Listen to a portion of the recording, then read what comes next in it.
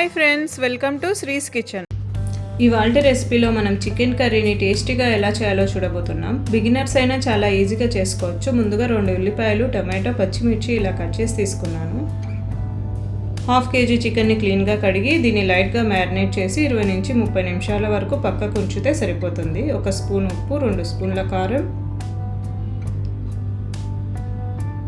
1 spoon అల్లం వెల్లుల్లి paste, 1 table spoon oil వేసుకొని చికెన్కి పట్టేలా బాగా కలుపుకోవాలి.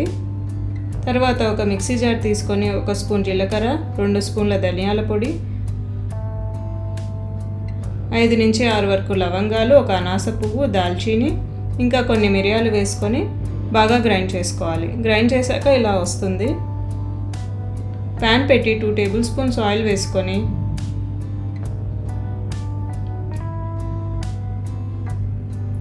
1 స్పూన్ జీలకర్ర, మనం కట్ చేసి తీసుకున్న ఉల్లిపాయలను వేసుకుందాం.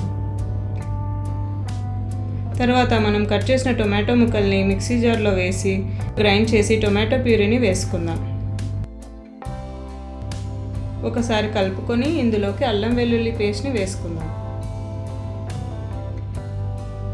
తర్వాత మన మెయిన్ ఇంగ్రీడియంట్ మ్యారినేట్ చేసిన చికెన్ని ప్యాన్లోకి వేసుకుందాం.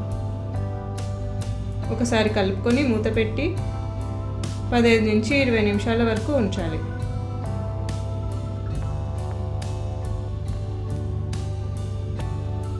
తర్వాత మూత తీసి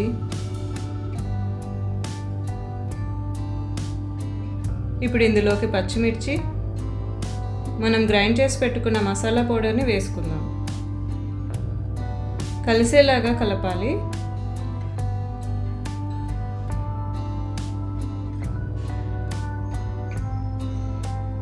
ఇప్పుడు ఇందులోకి 1 కప్ వాటర్ వేసుకుందాం. గ్రేవీ ఎక్కువ కావాలనుకుంటే కొంచెం ఎక్కువ వాటర్ వేసుకోవచ్చు.